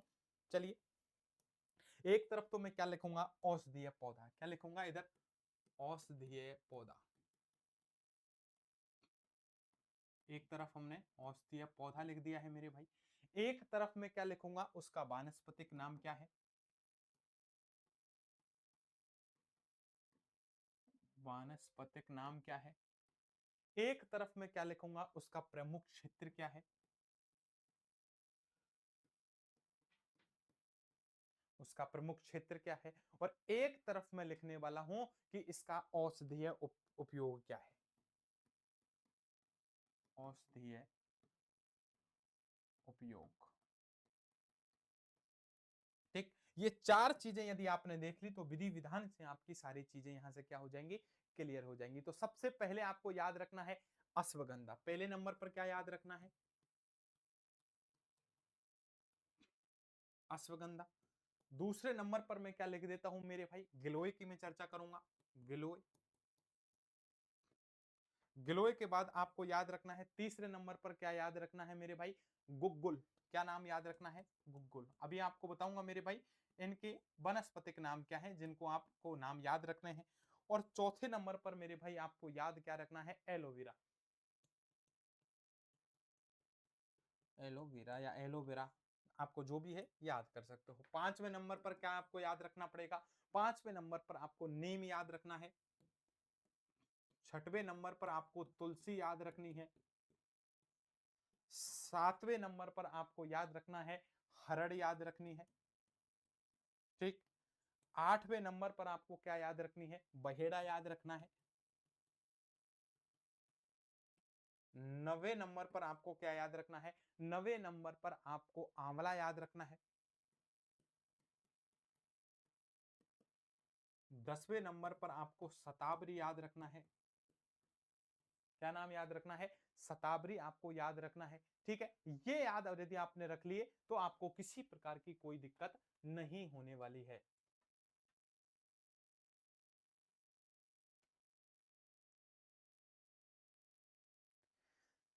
चलिए, तो देखिए सबसे पहले प्यारे साथियों आपको याद रखना है कि एक तरफ आपके हमने लिखा है औषधीय पौधे, फिर वानस्पतिक नाम, उनके प्रमुख क्षेत्र कौन से हैं और औषधीय प्रयोग क्या है। देखिए सबसे पहले अश्वगंधा हो गया, क्या हो गया, अश्वगंधा है। अश्वगंधा का मेरे भाई सबसे पहले वानस्पतिक आपको नाम याद रखना है कि बिथेनिया सोमनीफेरा। क्या नाम है, बिथेनिया सोमनीफेरा इसका क्या है, अश्वगंधा का वास्तविक नाम है, आपको याद रखना है। इसका प्रमुख क्षेत्र कौन सा है, जोधपुर और नागौर, यानी ये कहां मिलता है आपको, जोधपुर और नागौर आपको याद रखना है। जोधपुर प्लस नागौर है, यहां सबसे ज्यादा क्या देखने को मिलेगा, अश्वगंधा आपको देखने को मिलेगा। और फिर इसका औषधीय प्रयोग क्या है कि जो दुर्बलता है, शरीर की जो कमजोरी है, इसको दूर करता है, इम्यूनिटी पावर को सही करता है। तो मेरे भाई दुर्बलता प्लस रोग प्रतिरोधक क्षमता, रोग रोग प्रतिरोधक वृद्धि में यदि कोई काम आता है तो क्या है हमारा, ये अश्वगंधा है, इसका प्रयोग होता है। चलिए ठीक है, अश्वगंधा हमने प्रयोग करके देख लिया। अब अश्वगंधा के बाद हमने देखा गिलोय की मैं बात कर लेता हूं मेरे भाई। गिलोय है, इस गिलोय का प्रयोग क्या होता है आपको याद रखना है कि गिलोय कहां मिलता है। सबसे पहले वानस्पतिक नाम है आपको याद रखना है कि टेनोस्पोरा कोर्डिफोलिया, टेनोस्पोरा कोर्डिफोलिया इसका वनस्पतिक नाम हो गया। जो अरावली क्षेत्र है, यहाँ अरावली जो बेल्ट है, इस अरावली बेल्ट में सबसे ज्यादा क्या देखने को मिलता है, ये आपका गिलोय है, ये देखने को मिलता है। और इसका जो यूज है, वो यूज क्या है मेरे भाई, इसका यूज है ये ज्वर यानी बुखार जो आता है इसमें प्रयोग किया जाता है, ज्वर में प्रयोग किया जाता है। और एक इम्यूनिटी बढ़ाने के लिए, यानी शरीर की आपकी जो क्षमता होती है, इम्यूनिटी होती है, इसको बढ़ाने के लिए भी किसका प्रयोग किया जाता है, गिलोय का प्रयोग किया जाता है। एक होता है गुग्गुल, एक गुग्गुल है मेरे भाई, इस गुग्गुल का जो वनस्पतिक नाम है वो है कॉम्बीफोरा बेथी। क्या है, कॉम्बीफोरा बेथी इसका नाम है मेरे भाई। कहां मिलता है आपको याद रखना है, इतनी बात भी आपको याद रखनी है। तो सबसे पहले आपको याद रखना है ये भी अरावली क्षेत्र में मिलता है, अरावली में प्लस जैसलमेर में ये देखने को मिलेगा। तो लिख लीजिए अरावली प्लस आपका जैसलमेर जो बेल्ट होता है, यहां आपको देखने को मिलता है। और इसका जो प्रयोग है वो प्रयोग कहां होता है, सबसे पहले आपको याद रखना है यदि कोई शरीर में सूजन आ गई तो सूजन में प्रयोग इसका किया जाएगा, उपयोग किया जाएगा। और कोई भी जोड़ है तो जोड़ों का जो दर्द होगा, उन जोड़ों का दर्द का उपचार करने में भी किसका प्रयोग किया जाएगा, गुग्गुल का प्रयोग किया जाएगा मेरे भाई, याद रखना है। इतनी बात समझ में आ गई। बात कर लेता हूं एलोवेरा। हमेशा जो एलोवेरा मिलता है ये शुष्क क्षेत्र में मिलता है, इसका वानस्पतिक नाम भी एलोवेरा ही है।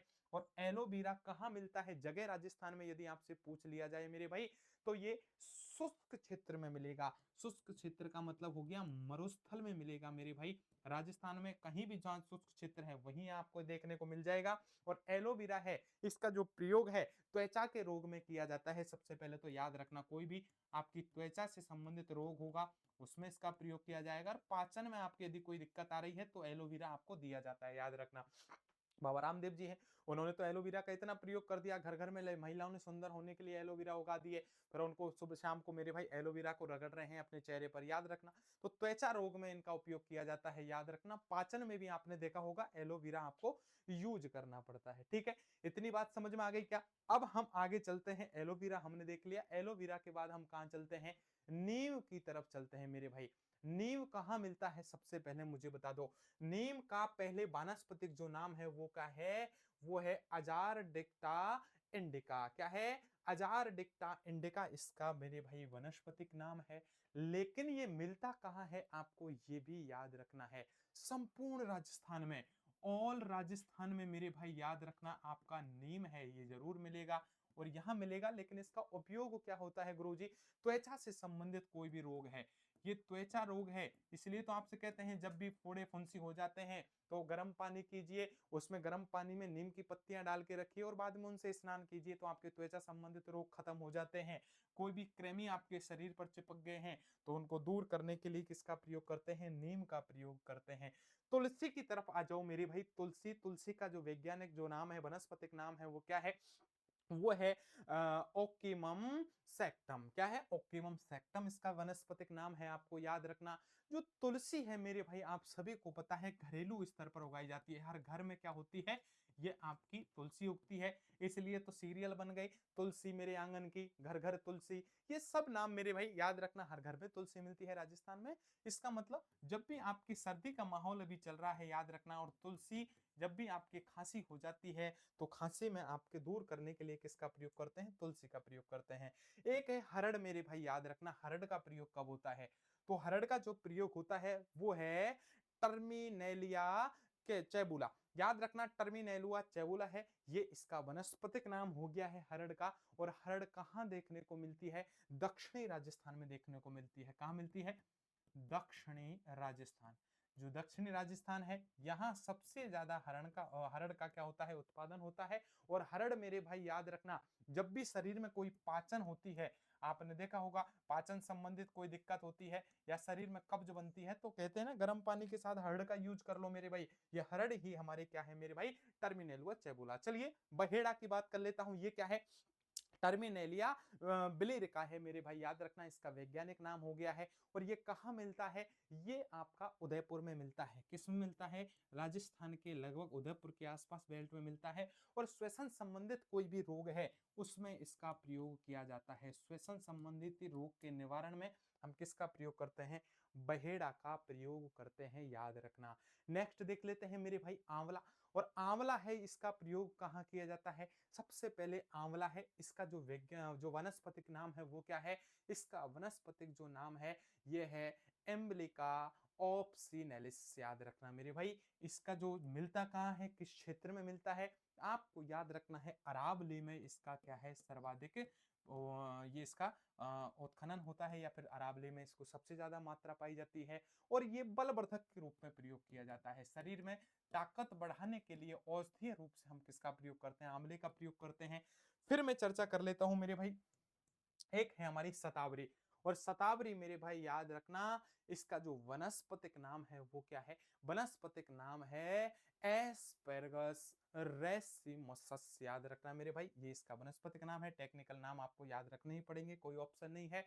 और ये आपका जो दक्षिणी राजस्थान है, यहां सबसे ज्यादा मिलता है। दक्षिणी राजस्थान में क्या इसका प्रयोग होता है हमारे आयुर्वेदिक रूप में? तो आयुर्वेदिक रूप से हमारे पोषण में, शरीर के पोषण तत्व को बढ़ाने के लिए इसका प्रयोग किया जाता है मेरे भाई, याद रखना। शरीर की जो वृद्धि है, इस वृद्धि में भी हम प्रयोग करते हैं। तो किसका प्रयोग करते हैं? शतावरी का प्रयोग करते हैं। इस प्रकार से मैंने, याद रखना मेरे भाई, ये आपको मुख्य औषधीय औषधीय पौधे बता दिए, उनका जो उपयोग है वो मैंने आपको बता दिया है। टॉपिक 4 चल रहा है राजस्थान में औषधीय जड़ी बूटियां, जिसमें पहले नंबर पर मैंने आपको राजस्थान में प्रमुख औषधीय पौधे व प्रयोग बताए, जिनमें औषधीय पौधा, उसका वनस्पतिक नाम क्या है, कहां से मिल रहा है और उसका उपयोग क्या है, ये सबसे पहले हमने देख लिया। ठीक, ये देख लिया। अब दूसरे नंबर पर आपको याद रखना है मेरे भाई सबसे पहले कि ये आपके प्राचीन और मध्यकालिक प्रमाण कहां कहां से देखने को मिलते हैं औषधीय पौधों के। तो चलिए, औषधीय पौधों के प्राचीन या मध्यकालिक प्रमाण लिखिए।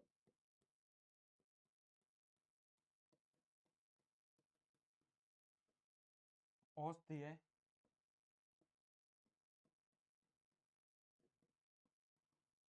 औषधीय जो पौधे होते हैं, इन औषधीय पौधों के प्राचीन व मध्यकालीन प्रमाण, ये आपको देख लेना है। तो सबसे पहले आपको याद रखना है, प्राचीन काल की तरफ चलते हैं। किसकी तरफ चलते हैं? प्राचीन काल की तरफ चलते हैं। तो चलिए पहले एक साथ ही लिख देता हूं मैं कि साहित्यिक प्रमाण कौन सा है, यानी प्राचीन और मध्यकाल में ऐसे कौन से हमारे साहित्य हैं जो ये प्रमाण देते हैं कि औषधीय पादप है मेरे भाई, इनका प्रयोग राजस्थान में प्राचीन काल में भी किया जा रहा है और मध्यकाल में भी किया जा रहा है। तो याद रखना, सबसे पहले चरक संहिता, दूसरी सुश्रुत संहिता, इन सब में आपके क्या है? औषधीय पौधों का उल्लेख मिला है। आपके निघंटु ग्रंथ हैं, इनमें भी द्रव्यों का वर्गीकरण किया गया है। तो लिख लीजिए मेरे भाई, चरक संहिता। चरक संहिता है, इस चरक संहिता में आपका इसका उल्लेख मिलता है औषधीय पादपों का। एक आपका सुश्रुत संहिता है, सुश्रुत संहिता हो गया। और एक आपको याद रखना है मेरे भाई निघंटु ग्रंथ है। निघंटु ग्रंथ है। तो अब इनमें से आपको क्या याद रखना है कि यानी चरक संहिता और सुश्रुत संहिता है, इन दोनों में तो याद रखना औषधीय पादपों का उल्लेख है। किसका? औषधीय पादपों का क्या है? उल्लेख आपको देखने को मिलता है। और एक आपको याद रखना है कि आपका जो ये निघंटु ग्रंथ है, इस ग्रंथ में आपके द्रव्यों का वर्गीकरण है। किसका? द्रव्यों का क्या है? वर्गीकरण। यानी जो आपके द्रव्य हैं उनका वर्गीकरण इस ग्रंथ में आपको दिया गया है। इसका मतलब राजस्थान में जो उपलब्ध वनस्पति हैं इनका उल्लेख आयुर्वेदिक साहित्य में किया गया है। इसका मतलब औषधियों का साहित्यिक प्रमाण भी हमें सरक संहिता में मिला है, सुश्रुत संहिता में मिला है और निघंटु ग्रंथ में देखने को मिला है। क्या लोक चिकित्सा परंपरा में इनका प्रयोग किया जाता है क्या? बिल्कुल मेरे भाई, याद रखना लोक चिकित्सा 6 नंबर है ना, लिख लीजिए। लोक चिकित्सा परंपरा में इनका प्रयोग किया जाता है। लोक चिकित्सा परंपरा। और लोक चिकित्सा परंपरा में किस तरह से औषधीय पादपों का प्रयोग किया जाता है? याद रखना, सबसे पहले तो जो हमारी भील जाति है, राजस्थान में भील जनजाति है, मीणा जनजाति है, ग्रासिया जनजाति है, ये जड़ी बूटियों से आज भी इलाज कराती हैं। याद रखना, इनके लिए ये आपके जो स्पेशलिस्ट डॉक्टर हैं उनके पास नहीं जाते हैं। याद रखना, ये घरेलू उपचार कर लेते हैं। यहाँ तक कि आपको याद रखना है, ये जो सेवन करते हैं मेरे भाई, दारू भी, शराब का भी सेवन करते हैं, तो ये खुद ही उनका निर्माण कर लेते हैं। ये बात अलग है कि एथेनॉल कभी कभी मेथेनॉल में परिवर्तित हो जाती है और ये लुढ़क जाते हैं। आखिर अगले दिन खबर आती है विषैली शराब पीने से इतने लोगों की मौत। ये थोड़ा सा हो जाता है कभी कभी मामला उलट सलट, लेकिन कोई दिक्कत वाली बात नहीं है। ये जो जनजातियां हैं ये प्राचीन समय से ही जड़ी बूटियों के माध्यम से इलाज करती हैं, घरेलू उपचार करती हैं और ये घरेलू उपचार में ही औषधियों का प्रयोग करते हैं। तो लिख सकते हैं राजस्थान में जनजातियां। राजस्थान में जनजातियां हो गई है हमारी भील, मीणा, ग्रासिया। साथ साथ में आपको याद रखने ये जनजाति किसका प्रयोग करती हैं? जड़ी बूटियों का प्रयोग। ये किसका प्रयोग करती हैं?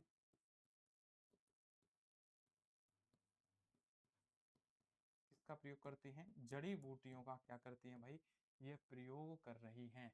और ये किसका उदाहरण है? लोक चिकित्सा परंपरा का है। और ये ही हमारा क्या कहलाता है? घरेलू उपचार कहलाता है। ये क्या है? घरेलू उपचार। ठीक, इससे भी स्पष्ट हो गया कि राजस्थान में ये जो परंपरा है कोई नई नहीं है। ये औषधियों के रूप से राजस्थान प्राचीन काल में भी और मध्यकालीन में भी क्या है? प्रचलित है। राजस्थान में जो लोग हैं इनसे विज्ञ हैं मेरे भाई, अनविज्ञ नहीं है। चलिए ठीक है, नेक्स्ट में चर्चा करता हूं कौमार भृत्य है। बाल रोग में भी औषधियों का प्रयोग किया जाता है। चलिए कौमार भृत्य का हम देख लेते हैं। कौमार भृत्य, कौमार भृत्य यानी बाल रोग। और कौमार भृत्य में भी हम क्या देखते हैं? औषधीय पौधों की भूमिका। औषधीय औषधीय पौधों की क्या है? भूमिका है। ये भी हम चर्चा करने वाले हैं कि कौमार भृत्य में आपके जो औषधीय पादप हैं इनकी क्या क्या भूमिका रहेगी। तो सबसे पहले हम चर्चा कर लेते हैं गिलोय की मेरे भाई। एक में चर्चा करता हूं गिलोय। अभी मैंने आपको बताया गिलोय है। गिलोय का वानस्पतिक नाम क्या है? जल्दी से कमेंट करके मुझे बता दीजिए। और गिलोय का जो प्रयोग है कौमार भृत्य में जो बाल रोग होते हैं इसमें गिलोय का प्रयोग यदि किसी बच्चे को ज्वर आ गया तो ज्वर को उतारने में किया जाता है मेरे भाई, बुखार को दूर करने में किया जाता है।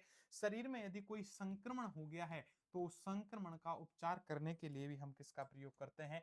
गिलोय का प्रयोग करते हैं। कौमार भृत्य के अनुसार जो अश्वगंधा है, अश्वगंधा, इस अश्वगंधा का प्रयोग कहाँ किया जाता है? कौमार भृत्य के अनुसार इस अश्वगंधा का जो इलाज है, यदि कोई बच्चा है कुपोषण का शिकार हो गया मेरे भाई, याद रखना किसका? कुपोषण का शिकार हो गया तो इसका इलाज करने में हम इसका प्रयोग करते हैं। शरीर की कोई भी दुर्बलता हो गई है मेरे भाई, शरीर की कोई भी दुर्बलता है, इसको दूर करने में इसका क्या करते हैं? हम इसका प्रयोग करते हैं अश्वगंधा का। इतना ही नहीं, कौमार भृत्य में या बाल रोग में हम तुलसी का प्रयोग करते हैं। और तुलसी का प्रयोग कब किया जाता है? कौमार भृत्य में मेरे भाई याद रखना, जब भी कोई श्वसन से संबंधित संक्रमण हो जाता है, श्वसन संक्रमण, तो श्वसन संक्रमण के इलाज में हम बाल रोग के रूप में किसका प्रयोग करते हैं? तुलसी का प्रयोग करते हैं, याद रखना। और एक और लिख लीजिए लास्ट में, नीम का। यानी कौमार भृत्य के अनुसार, बाल रोग के अनुसार, यदि हमारे शरीर के अंदर कोई भी त्वचा रोग आ जाए, त्वचा संबंधित कोई बीमारी आ जाए, कोई भी कृमि का जब शरीर में आक्रमण हो जाता है, कृमि का आक्रमण हो जाए, तो उसका इलाज करने के लिए हम बाल रोग या कौमार भृत्य में नीम का प्रयोग करते हैं मेरे भाई। ये औषधियां बालकों की प्रतिरोधक क्षमता और शरीर के विकास में सहायक हैं। इस प्रकार हम कह सकते हैं कि कौमार भृत्य में भी औषधियां हैं, इनका क्या किया जा रहा है मेरे भाई? प्रयोग किया जाता है, याद रखना। अब नेक्स्ट आपको और बता देता हूं, अंत में चलते चलते मेरे भाई, चलते चलते आपको यह भी बता देता हूं कि औषधीय पादप हैं, इनके संरक्षण का महत्व क्या है मेरे भाई, याद रखना। औषधीय पादपों के, औषधीय पादपों के संरक्षण व इनका महत्व क्या है मेरे भाई? देखो, सबसे पहले आपको याद रखना है कि यदि हम कई बार, अभी देखो अरावली का मुद्दा उठा है राजस्थान में कि अरावली बचाओ, सेब अरावली, सेब अरावली, 100 मीटर से यदि कम आपका पहाड़ है अरावली में नहीं माना जाएगा। हालांकि सुप्रीम कोर्ट ने मामला बदल दिया, कोई दिक्कत वाली बात नहीं है। लेकिन यदि हम अति दोहन करेंगे, हम अभी निकल जाते हैं कि चलो ठीक है, आज से ही हम जड़ी बूटी लेकर के आएंगे, इनसे इलाज करेंगे, तो अति दोहन हो जाएगा। और अति दोहन से हमारे जितने भी ये पादप हैं, औषधीय पौधे हैं, ये औषधीय पौधे क्या हो जाएंगे? संकटग्रस्त हो जाएंगे। समझ में आ गई मेरे भाई? इसलिए आपको क्या है, इनका अति दोहन नहीं करना है, अति उपयोग नहीं करना है। दूसरा, राजस्थान में हमने राजस्थान औषधीय पौधा बोर्ड की स्थापना करी है मेरे भाई, याद रखना। राजस्थान किसकी स्थापना करी है? राजस्थान औषधीय, राजस्थान औषधीय पौधा बोर्ड, पौधा बोर्ड की क्या की है? स्थापना करी है, ताकि मेरे भाई औषधियों का हम क्या करें?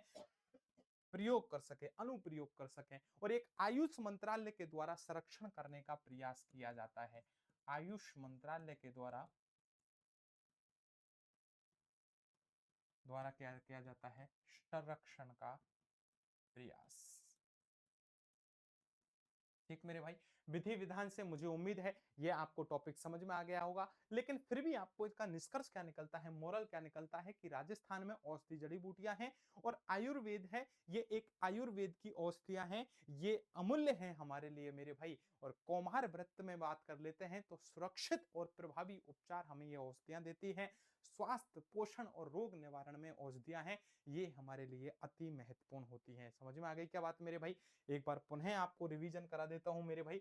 चलिए, हम सबसे पहले टॉपिक कौन सा करे थे? टॉपिक 3 हमने कवर किया, उसका रिवीजन कर लिया। टॉपिक 4 है मेडिसिनल हर्ब्स ऑफ राजस्थान, और मेडिसिनल हर्ब्स ऑफ राजस्थान की हमने चर्चा करी। इस टॉपिक में सबसे पहले मैंने आपको बताया कि राजस्थान में औषधीय जड़ी बूटियां हैं। इसमें राजस्थान में प्रमुख औषधीय पौधे, इनका प्रयोग हमने देखा। देखो, एक तरफ औषधीय पौधा, फिर उसका वनस्पतिक नाम, प्रमुख क्षेत्र कहाँ मिलता है, औषधीय उपयोग क्या है। अश्वगंधा है मेरे भाई, इसका वनस्पतिक नाम क्या है, किस क्षेत्र में मिला है, औषधीय उपयोग क्या है, ये आपको देख लेने हैं। आराम से इनको देखना है, यहां से एक प्रश्न बनेगा मेरे भाई, इनके वनस्पतिक नाम आपको जरूर याद करके जाने हैं। फिर हमने देखा कि औषधीय पौधों के प्राचीन और मध्यकालीन राजस्थान में क्या क्या प्रमाण मिले। तो साहित्यिक प्रमाण हमने देखे कि चरक संहिता और सुश्रुत संहिता में औषधीय पादपों का उल्लेख हमें मिला। निघंटु एक ग्रंथ है जिसमें द्रव्यों का वर्गीकरण हमें मिला। फिर देखा कि लोक चिकित्सा परंपरा है, क्या यहाँ आपके जड़ी बूटियों का, औषधीय पादपों का प्रयोग होता है। तो हमने देखा कि राजस्थान की जनजातियां हैं, भील जनजाति, मीणा जनजाति, गरासिया जनजाति, ये जड़ी बूटियों का प्रयोग करके घरेलू स्तर पर इलाज कर लेती हैं मेरे भाई, जिसे घरेलू उपचार के रूप में प्रयोग किया गया। हमने कौमार भृत्य की चर्चा करी, जिसमें हमने देखा कि क्या बाल रोगों में औषधीय पादपों की भूमिका होती है। तो हमने देखा तो गिलोय है, इसका उपयोग ज्वर या संक्रमण को दूर करने में किया जा रहा है। अश्वगंधा का प्रयोग बाल रोग में हम कुपोषण, दुर्बलता को दूर करने में करते हैं। बालकों के श्वसन संक्रमण को दूर करने के लिए कौमार व्रत में तुलसी का प्रयोग बताया गया है और बाल रोग में त्वचा संबंधित रोग और कृमि का उपचार करने में नीम का प्रयोग किया जाता है। इसलिए औषधीय पादपों के हमें संरक्षण और महत्व बताने के लिए ये कहा जाता है कि औषधीय पादपों का अतिदोहन नहीं करना है। राजस्थान औषधीय पौधा बोर्ड की स्थापना की गई है। ये भी डेट भी याद कर लेना कब की गई है और आयुष मंत्रालय के द्वारा इसका संरक्षण है वो किया जाता है। तो विधि विधान से मेरी तरफ से मेरे भाई ये चारों टॉपिक्स आपको कवर करा दिए गए हैं। याद रखना कि सबसे पहले ये 4 टॉपिक आपको कहीं देखने को नहीं मिलेंगे। फिर भी कह देता हूं अंत में यदि 2-4 दिन भी बचे तो मेरे भाई सिवी एजुकेशन हब एप्लीकेशन डाउनलोड कर लेना और एप्लीकेशन डाउनलोड करने के बाद इन 4-5 जो टॉपिक हैं या फिर ऐसे टॉपिक्स जो आपने नहीं पढ़े हैं तो याद रखना हमने संपूर्ण राजस्थान जीके है वो डिस्काउंट के साथ आपको ऑफर दिया है कि संपूर्ण राजस्थान जीके मात्र 999 रुपए में उपलब्ध होगी। जाते जाते यदि 4 प्रश्न भी आप सही कर जाएंगे तो समझ लेना मेरे भाई आपका चयन हो जाएगा। बच्चों के आपके जो साथ के बच्चे हैं उनके टॉपिक्स कवर नहीं है, राजस्थान जीके कवर नहीं है, इसलिए 2 की स्पीड से भी रिवीजन कर लेना। अंत में सभी विद्यार्थी 999 में कोर्स ले लेना। फिर कह रहा हूं बस में चलते हुए शाम को जब भी मन करे वीडियो चला लेना, आपके प्रश्न फंसते जाएंगे और आपका चयन के पास पहुंच जाओगे। ठीक है, आपके जो साथी हैं जीके पर पकड़ बहुत कम है, इसलिए जीके का बैच जरूर 999 में ज्वाइन कर लेना। कोई भी दिक्कत आए 7014495956 पर हमें कॉल कर देना, मैसेज कर देना। सिवी एजुकेशन हब से हमारा एप्लीकेशन है उसे डाउनलोड करके आयुष बैच आप ज्वाइन कर सकते हैं। 999 में ऑफर है मेरे भाई। ठीक है, इतना ही नहीं, 1-2 प्रश्न है जो मेरे दिमाग में है कि वो आपको मैं बताऊं, तो प्रत्येक विद्यार्थी को ये प्रश्न भी एक बार याद कर जाने हैं।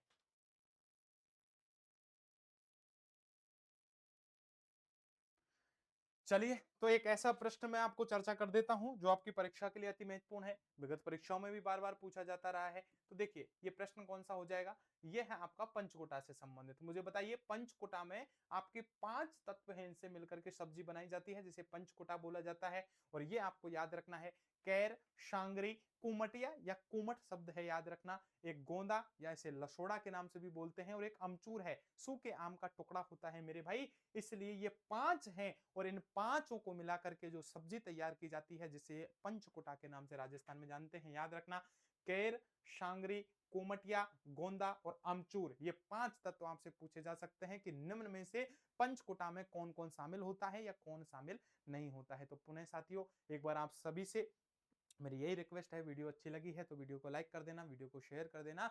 और जितने भी विद्यार्थी हैं फ्यूचर में भी यदि आयुष बैच ज्वाइन करना चाहते हैं तो मेरे भाई शिवी एजुकेशन हब की तरफ आइए, एप्लीकेशन डाउनलोड करके आयुष बैच ज्वाइन करिए। आप अंतिम समय में यदि पढ़ना चाहते हैं 4-5 दिन में और राजस्थान जीके में अच्छे नंबर लाना चाहते हैं तो राजस्थान जीके में डिस्काउंट है, केवल 4000 का जो बैच है वो 999 रुपए में उपलब्ध करवाया जा रहा है आपको। Shivi education hub application download करें और मेरे भाई एप्लीकेशन से आयुष बैच ज्वाइन करें मात्र 999 रुपए में। ठीक है, तो किसी प्रकार की कोई दिक्कत हो तो हमें कॉल कर सकते हैं, व्हाट्सएप मैसेज कर सकते हैं। ये चारों टॉपिक्स वो टॉपिक्स हैं जो आपके अनुसार जटिल हैं, कहीं आपको देखने को नहीं मिल रहे हैं, ये हमने कंप्लीट करा दिए हैं। बाकी सिलेबस हमारा कंप्लीट हो गया। आज हमारा विधि विधान से आयुष बैच है ये कंप्लीट हो गया है। आपके कोर्स में भी आप आयुष बैच में भी जाकर देख सकते हैं। जो विद्यार्थी यूट्यूब पर देख रहे हैं उनको भी ये जान करके हर्ष होगी कि हमारा प्रत्येक जो कोर्स है समय से पहले करवा दिया जाता है और आपको इसी ढंग से आराम से करवाया जाता है। इसी आशा उम्मीद के साथ कि प्रत्येक विद्यार्थी जो 12 जनवरी को एग्जाम दे रहे हैं सभी विद्यार्थी सफल हों और सफल होने के बाद जो विद्यार्थी चयनित हो जाएं मिठाई खिलाने के लिए आ जाएं मेरे भाई। और जो हताश हों, जो परेशान हो जाएं कि चयनित हमारा नहीं हुआ है, हम चयन नहीं कर पाए गुरुजी, तो उनके लिए भी मेरे भाई याद रखना, मैं बार बार एक ही बात कहूंगा कि इन फ्यूचर में आपकी बड़ी वैकेंसी आने वाली है ये आयुष की। आपको हताश नहीं होना है, परेशान नहीं होना है, लगातार हमारे साथ जुड़ा रहना है और जीके को अब की बार कंप्लीट करना है, क्योंकि सब्जेक्ट पर सबकी पकड़ लगभग है लेकिन जीके पर जिसकी पकड़ नहीं है उसका चयन शायद ही हो पाता है। इसलिए आपको जीके अच्छी तरह से तैयार करनी है सिवी एजुकेशन हब के साथ। नेक्स्ट टाइम के लिए भी आपको बहुत शुभकामनाएं और 12 जनवरी की परीक्षा के लिए भी आपको हार्दिक शुभकामनाएं। एक बार सभी को नमस्कार, सभी को राधे राधे, जय हिंद, जय भारत दोस्तों।